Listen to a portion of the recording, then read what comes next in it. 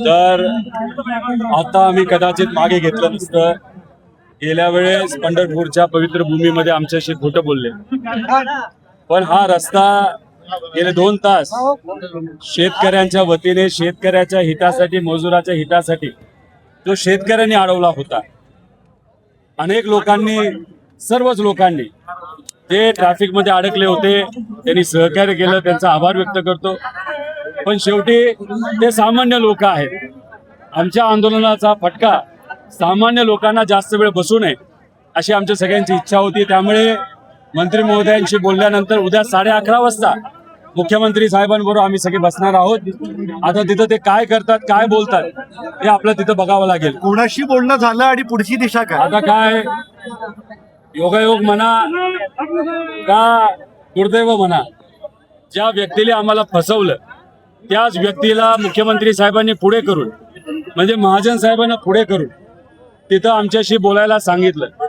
महाजन साहेब मुख्यमंत्री साहेबांशी बोलले. त्यानंतर उद्या 11:30 वाजता अधिवेशनामध्ये आपण बसूया असं आम्हाला सांगितलेलं आहे. इतर सर्व शेतकरी नेत्यांशी आम्ही बोलून उद्या 11:30 वाजता आम्ही जाऊन बोलण्याचा प्रयत्न त्या ठिकाणी करू. काय करतात, काय बघतात ते आपण बघू. शेवटी हे जे काय आम्ही केलं ट्रेलर होतं, याच्यापेक्षा कितीतरी मोठं आंदोलन येत्या काळामध्ये आम्ही करू शकतो. आमचा ध्येय एकच आहे, शेतकऱ्याला न्याय मिळाला पाहिजे. आमची भूमिका एकच आहे, प्रामाणिकपणे लढलं पाहिजे. सरकार जर गेंड्याच्या कातडीचं असेल, नाही तर कुंभकर्णासारखं झोपायचं सोंग जर घेत असेल आणि मुद्दामून शेतकऱ्यावर अन्याय करत असेल, त्याला खरं तर आम्ही काही करू शकत नाही. आमच्याकडे पर्याय एकच आहे, लोकांसाठी, गरिबांसाठी रस्त्यावर येऊन लढायचं. उद्या वर्कआउट झालं नाही तर पुढे काय? पुढे विदर्भामध्ये मोठं आंदोलन हे आम्ही तिथं करणार आहोत. आम्ही कुठेही थांबवलेलं नाही, आम्ही स्थगिती दिलेली आहे. आम्ही जेव्हा अन्नत्याग आंदोलन केलं, लोकांना असं वाटलं जे सत्यच आहे, सामान्य लोकांना अजिबात वाटलं नाही की आता संपलं वाटतं. पण तर परत आम्ही रस्त्यावर आलो आणि कुठेतरी सरकारला जागं केलं.